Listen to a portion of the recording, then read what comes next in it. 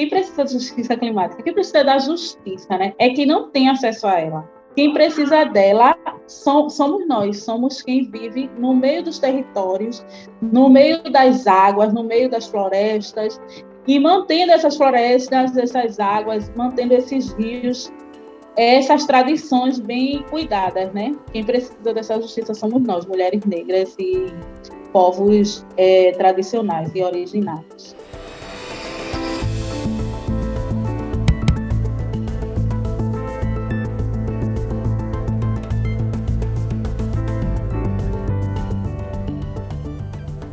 O Grupo de Trabalho de Gênero e Clima do Observatório do Clima lançou o estudo Quem Precisa de Justiça Climática no Brasil.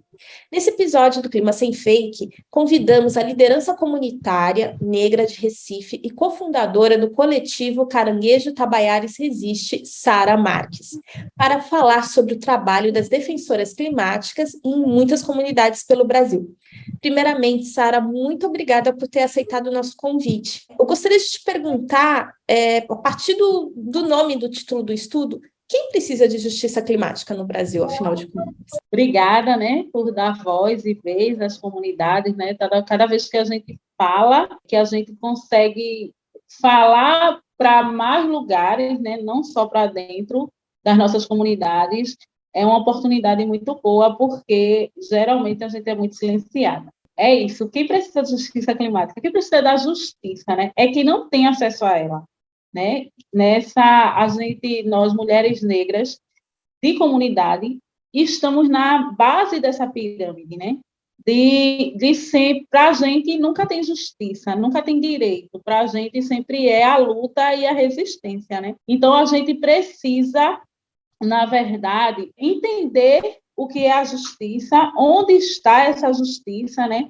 Quem precisa dela somos nós, somos quem vive no meio dos territórios, no meio das águas, no meio das florestas, e mantendo essas florestas, essas águas, mantendo esses rios, essas tradições bem cuidadas, né? Quem precisa dessa justiça somos nós, mulheres negras e povos tradicionais e originários. O estudo, ele fala com muitas pessoas, trazem entrevistas, artigos, e ele também mostra a responsabilidade desses povos, como você comentou, de que é a justiça climática, os povos indígenas, tradicionais, como sendo pessoas que conservam os ecossistemas, né? Logo diminui as emissões dos gases de efeito estufa. Para você, qual a importância da participação dessas comunidades e da sociedade em projetos que pretendem combater as consequências das mudanças climáticas? Quando você olha para o nosso mundo, né? Para o nosso país, se você for olhar para os nossos territórios, para onde está o nosso povo, né? Que mantém essas terras de uma forma que é uma forma produtiva, mas não uma forma desse desenvolvimento aí desenfreado, mas uma forma produtiva para viver e para bem viver. Então, é muito importante que toda a sabedoria do nosso povo seja levada adiante, toda a tecnologia, né? A tecnologia de se entender que nós não somos um corpo só com a natureza, com o meio ambiente, nós somos o todo. Né? O meio ambiente somos nós, né? Quando a gente fala da justiça climática, né? De viver bem, né? Ter justiça é você viver bem, é você ter direito e ter acessos. Quando a gente fala disso, o nosso povo luta por isso, resiste, constrói de uma forma que dá para viver em harmonia. É diferente de você ver toda a impermeabilização que essas grandes empresas, que dessas grandes imobiliárias, muitas vezes com o aval dos governos que deveriam tomar conta disso, né? Quando o nosso povo vive em harmonia, com sintonia, em harmonia com a natureza, todo mundo vive bem, né? Se a gente estiver bem, nós somos as que vivem nos melhores lugares, mas com os piores trabalhos, né?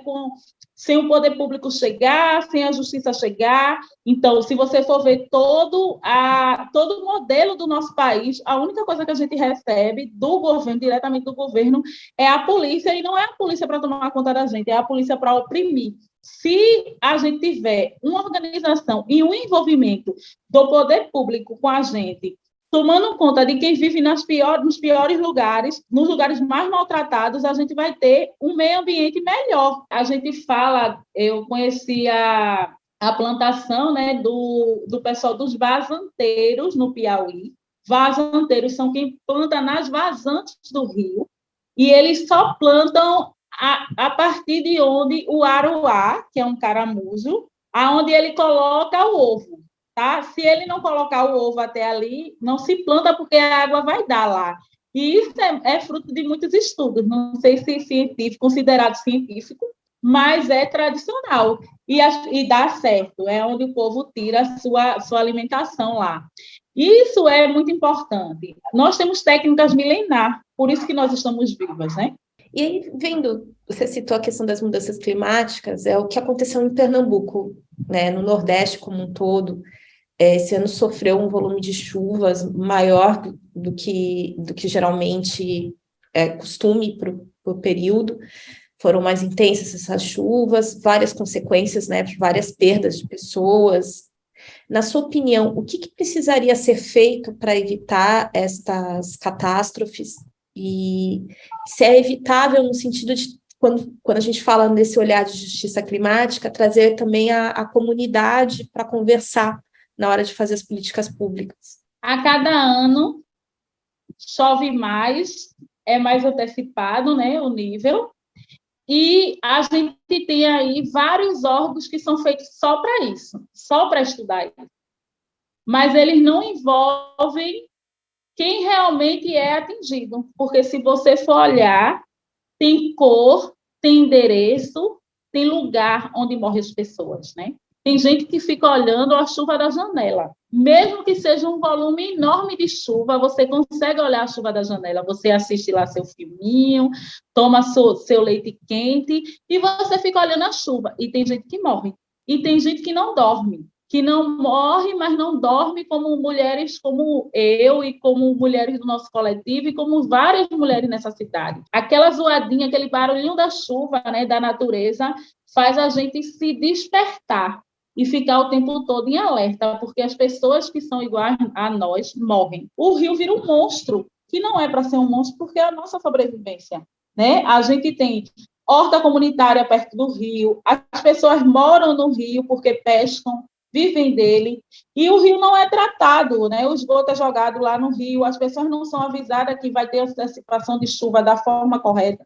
E mesmo que for avisada, as mais pobres, as mais pretas, não tem para onde ir, né? E vai sair da sua casa. Nossa casa não é só um lugar que a gente bota a cabeça para dormir e não dorme, às vezes, com a chuva.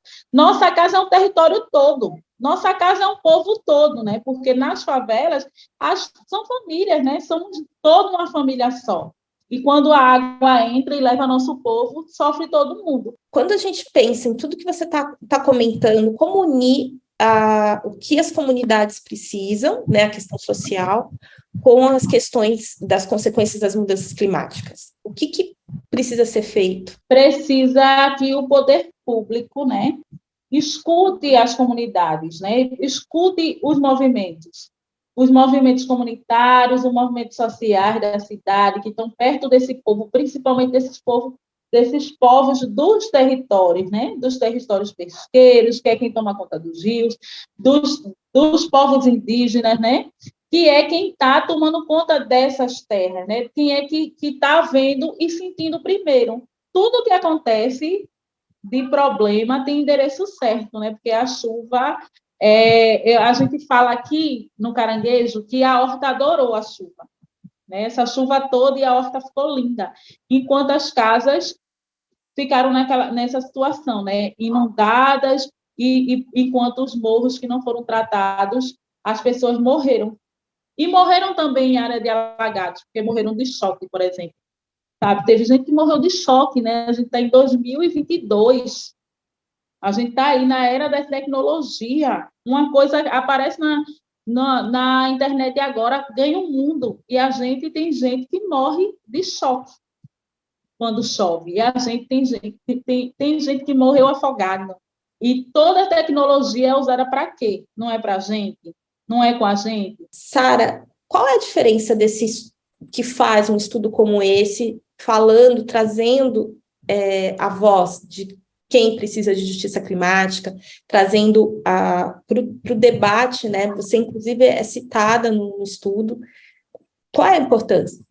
A importância é que você dá visibilidade aos invisíveis, porque os territórios geralmente são escondidos. Os territórios geralmente vão sendo engolidos por prédios. Nas matas, eles vão fazendo vias na frente. E aí, as caras como a minha, nossas cores, né, e nossos formatos vão sendo escondidos. E quando a gente mostra para o povo que a gente existe, que a gente está tratando, que só tem um pouquinho ainda, porque a gente está aqui, isso é muito importante. Isso é muito importante, porque junta com mais gente, não é nem para ser contra quem já faz errado, é para juntar com mais gente que faz certo e aumentar essa rede. Muito obrigada, Sara, por essa entrevista. Parabéns. Obrigada. Obrigada. Um abraço.